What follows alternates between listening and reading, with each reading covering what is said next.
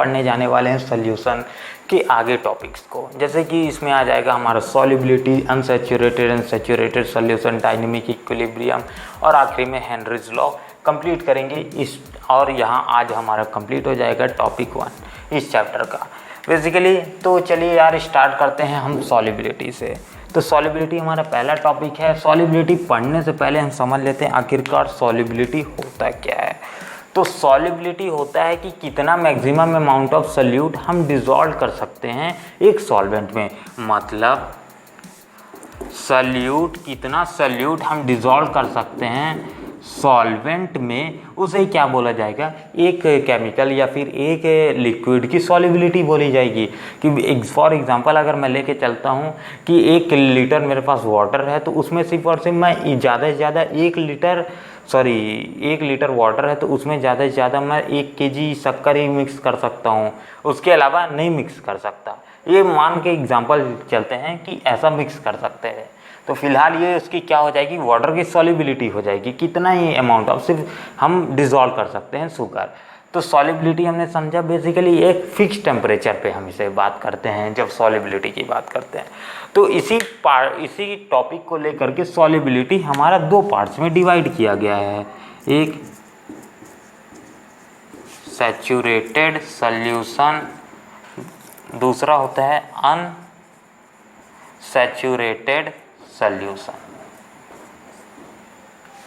तो 2 पार्ट्स में डिवाइड है, एक होता है सैचुरेटेड सॉल्यूशन, दूसरा होता है अनसैचुरेटेड सॉल्यूशन। तो समझ लेते हैं पहले सैचुरेटेड सॉल्यूशन क्या होता है। तो सैचुरेटेड सॉल्यूशंस वो सॉल्यूशंस होते हैं जिसमें कि और ज़्यादा सॉल्यूट नहीं डिसॉल्व कर सकते एक स्पेसिफिक टेम्परेचर पे।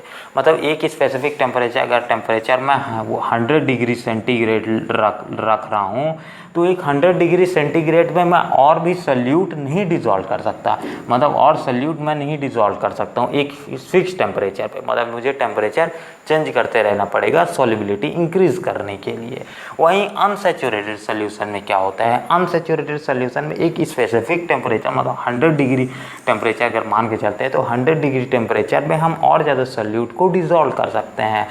ये होता है अनसैचुरेटेड सॉल्यूशन। तो सैचुरेटेड और अनसैचुरेटेड हमने समझा। अब हम पढ़ते हैं इसी में एक और टॉपिक के बारे में जो कि काफ़ी इंपॉर्टेंट है, डिसॉल्यूशन। तो आखिरकार डिसॉल्यूशन होता क्या है। तो डिसॉल्यूशन की अगर बात किया जाए तो डिसॉल्यूशन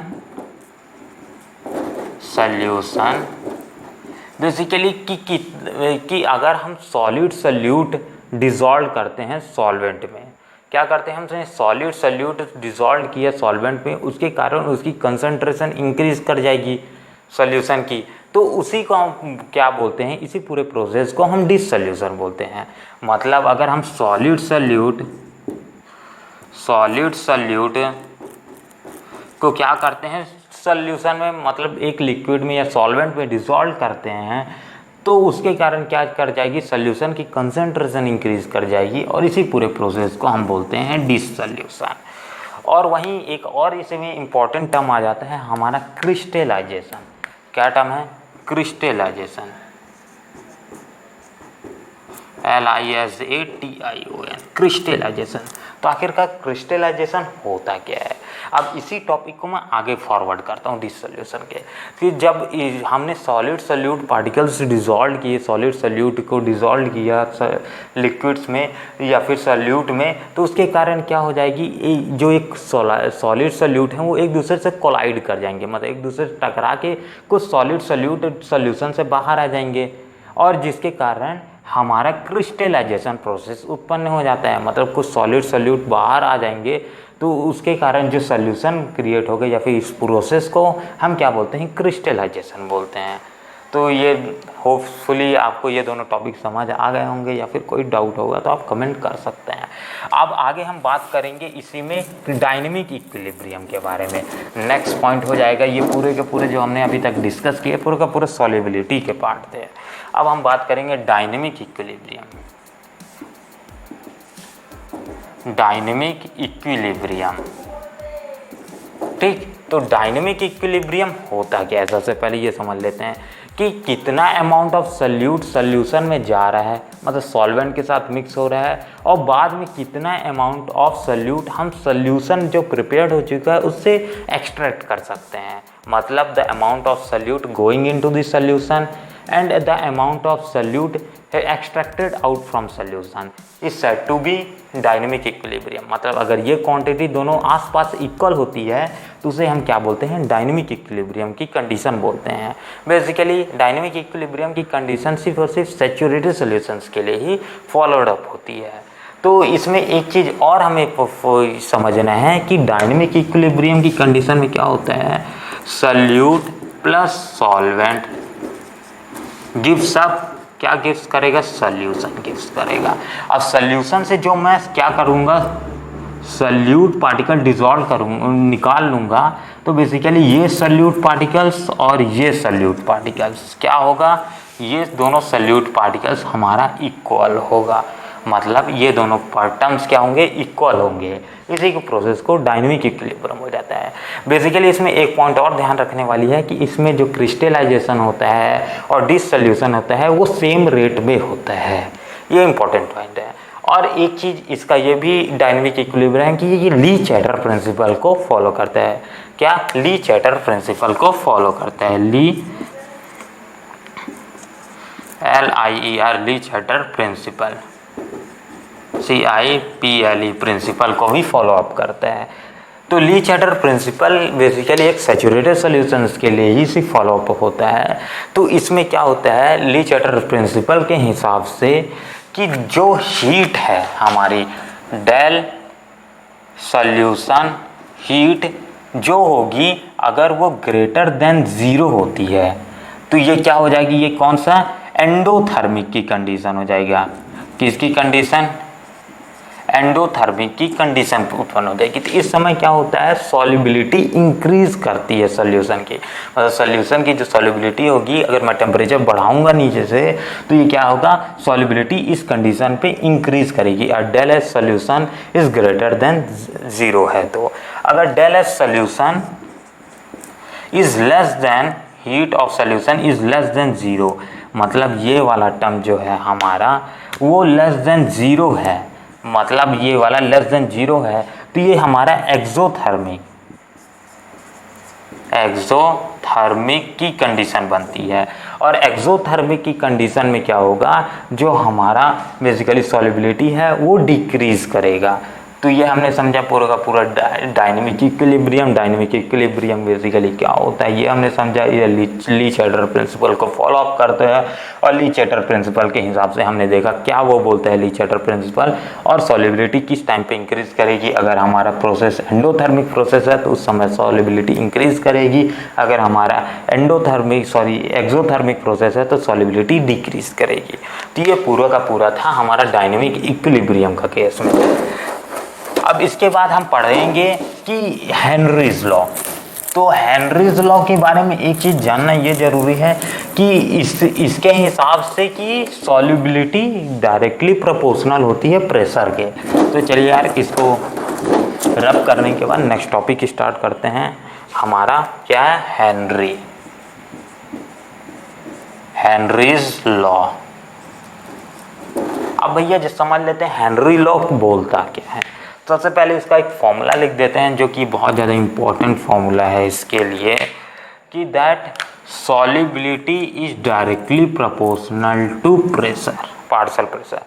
तो इसके हिसाब से हेनरीज लॉ बोलता क्या है कि सॉल्युबिलिटी एट कांस्टेंट टेम्परेचर, एक स्पेसिफिक टेम्परेचर होगा या तो कांस्टेंट टेम्परेचर होगा, तो at specific temperature the solubility of a gas in liquid, क्या, गैस इन लिक्विड, तो solubility of a gas in liquid is directly proportional to its partial pressure of gas present over the surface of liquid।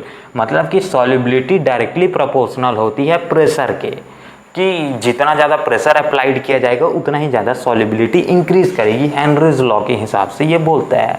तो Henry's law के हिसाब से solubility S यहाँ क्या है, हमारा सॉल्युबिलिटी है, पी क्या है, हमारा प्रेशर है, और ये directly proportional, solubility is directly proportional to P.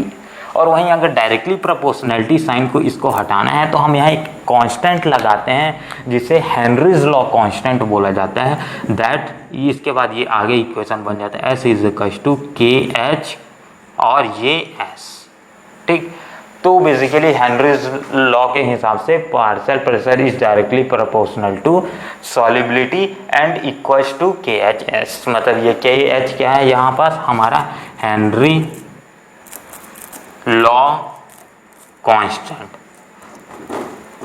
KH is equal to क्या है हमारा, KH इज इक्वल टू हमारा हेनरीज लॉ कांस्टेंट। तो हेनरीज लॉ ये स्टेट करता है कि दैट सॉलिबिलिटी डायरेक्टली प्रोपोर्शनल होती है प्रेशर के, ठीक। और वो भी किस केस में, gas in liquid, solubility of a gas in liquid के केस में, ठीक। ये बात याद रखने की है। और इसी में हेनरीज लॉ एक चीज और स्टेट करता है कि that solubility of a gas in liquid is also it's also proportional to its mole fraction. मतलब मोल फ्रैक्शन के भी डायरेक्टली प्रोपोर्शनल होते हैं। इसका कहने का अर्थ ये है कि हेनरीज लॉ ये भी बोलते हैं कि द पार्शियल प्रेशर जो प्रोड्यूस होता है वो डायरेक्टली प्रोपोर्शनल होता है किसके, मोल फ्रैक्शन के। इसके मोल फ्रैक्शन के भी डायरेक्टली प्रोपोर्शनल होता है सॉल्यूट के। तो पार्शियल प्रेशर अगर यहाँ पास भी प्रोपोर्शनलिटी साइन को हटाना है तो हम क्या करेंगे, P इज इक्वल टू यहाँ पास भी हम हेनरीज लॉ कांस्टेंट लगा देते हैं KH is basically Henrys law constant. तो ये पूरा का पूरा हेनरीज लॉ हमारा कंप्लीट होता हुआ। मतलब अब इसके हिसाब से जो उन्होंने हेनरीज लॉ के हिसाब से उन्होंने एक जो ग्राफ दिया था उस ग्राफ को भी स्टडी कर लेते हैं।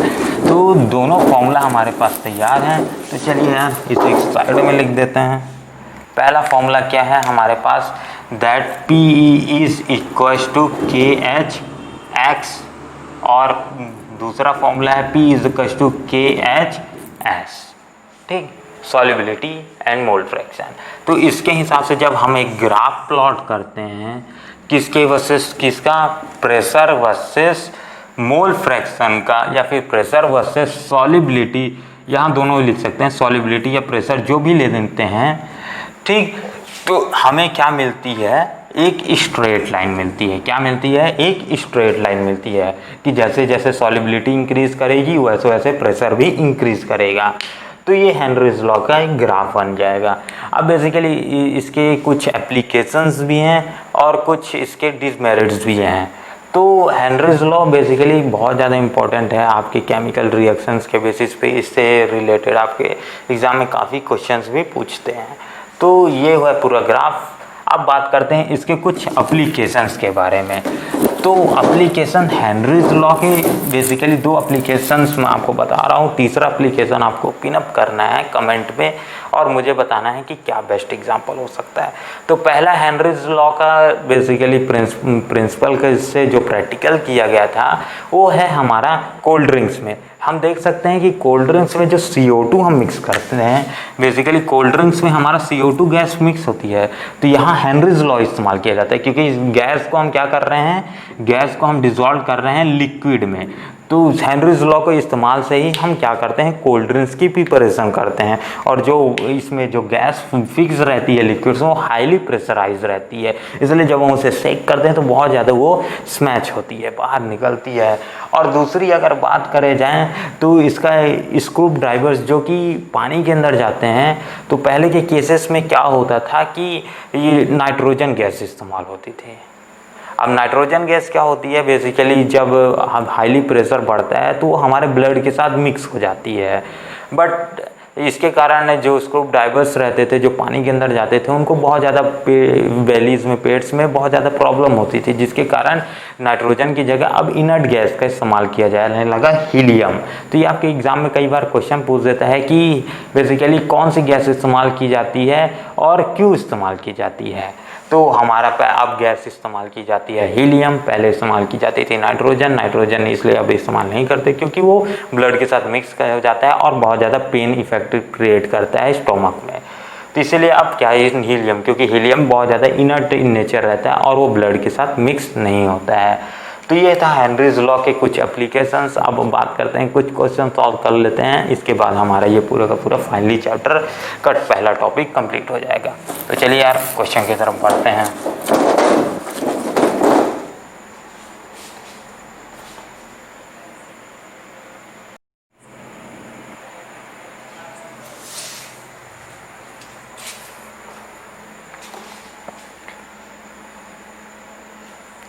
तो होपफुली आपने क्वेश्चन रीड कर लिया होगा। तो चलिए यार एक बार क्वेश्चन मैं आपको समझा देता हूँ।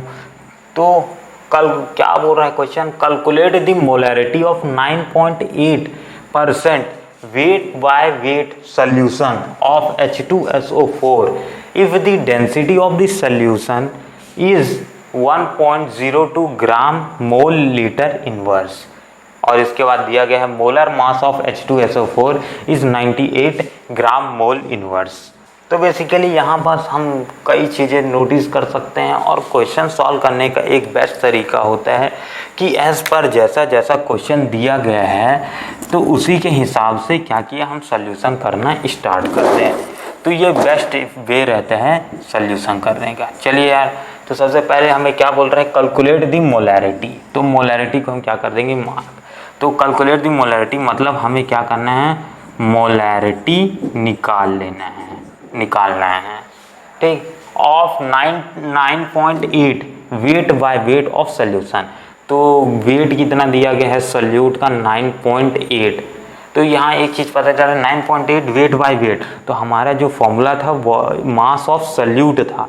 तो ये बेसिकली एक टाइप का मास ऑफ सोल्यूट ही होगा, यहाँ से ये भी पता चल रहा है। तो अगर आप क्वेश्चन समझ नहीं सकते तो आप हिंट्स को पकड़ना होगा आपके क्वेश्चन को। तो यहाँ 9.8 जो दिया गया है ये सॉल्व, तो यहाँ हमारे पास क्या दिया गया है, सॉरी W2 दिया है हमारे पास 9.8%। अब 9.8% को हमें फाइनली कन्वर्ट करना है एक फिक्स्ड वैल्यू पे। इसके बाद सोल्यूशन ऑफ H2SO4, ठीक, H2SO4 if density of the solution D कितना दिया गया है, यहाँ पास D हमें देखने को मिल जाती है 1.02 ग्राम मोल्स लीटर इनवर्स। ये हो जाएगा हमारा पूरा का पूरा डेंसिटी। अब इसके बाद इसमें क्वेश्चन में आखिरी चीज़ जो हमें दी गई है वो है हमारा मोलर मास। तो मोलर मास मतलब ये हो जाएगा हमारे पास M2 is of H2SO4 is to कितना दिया गया है, 98 ग्राम मोल इनवर्स। तो ये कि पूरा का पूरा जो हमारे पास डिटेल दी गई है ये सारी की डिटेल्स हैं। तो अब इसके हिसाब से सबसे पहले हमें क्या क्या दो चीज़ों को सॉल्व कर लेना है। पहला तो जो W2 दिया है वो हमें परसेंट में दिया गया है, ये किस में दिया गया है, परसेंट में दिया गया है। तो इसे हमें कन्वर्ट कर लेना है किस में, यूनिट्स में कन्वर्ट कर लेना है। तो फाइनली हमें मालूम है कि वेट बाय वेट का फॉर्मूला होता है, अगर आपने क्वेश्चन लिख लिया हो तो मैं क्वेश्चन रब कर दूं क्योंकि स्पेस बहुत कम है, तो आप स्क्रीनशॉट ले सकते हैं और क्वेश्चन लिख लीजिए। तो चलिए यार, हम क्वेश्चन होपफुली आपने लिख लिया होगा, तो मैं क्वेश्चन यहाँ रब कर देता हूँ और फाइनली हम सल्यूशन स्टार्ट करते हैं। तो हमारे पास सबसे पहले दिया गया है ये वेट, ये परसेंट में दिया गया है इसलिए इसे यूनिट्स में कन्वर्ट करना पड़ेगा। सो हमें मालूम है weight mass percentage is equal to क्या होता है, mass of solute into 100 by total mass of solution, ठीक, mass of solute into 100 by total mass of solution.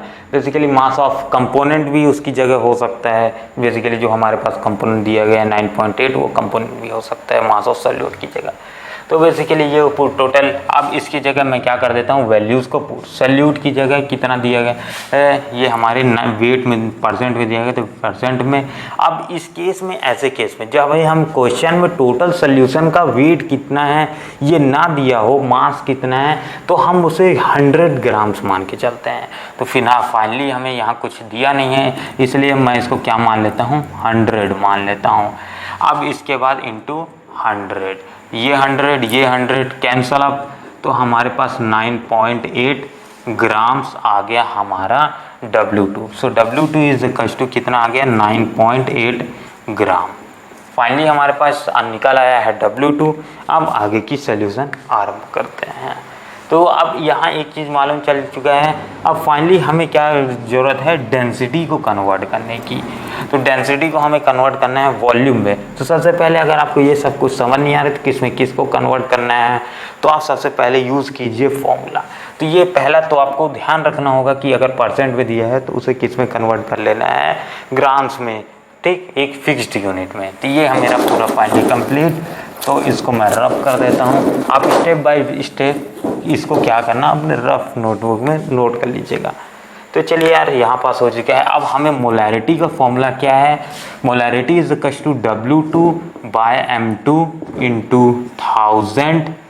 अब देखिए यहाँ पर जो हमारे पास दिया है वो पूरा का पूरा क्या है, दिया गया है ग्राम्स में दिया है, सॉरी लीटर्स, सॉरी mls में दिया गया है। सॉरी मैं यहाँ इसको गड़बड़ कर दिया, मेरे को लगा मोलैलिटी निकाल रहे हैं, ये हो जाएगा हमारा mls, 9.8 mls, ठीक। तो mls में दिया है, इसीलिए हम क्या करेंगे, इसे फाइनली इसे 1000 से इंटू कर दे रहे हैं ताकि हम जो mls है उसे हमारा फाइनली डिवाइड हो, कन्वर्ट हो जाए लीटर्स में। तो आंसर आएगा जो हमारा है। इसके बाद वॉल्यूम ऑफ सॉल्यूशन, ठीक।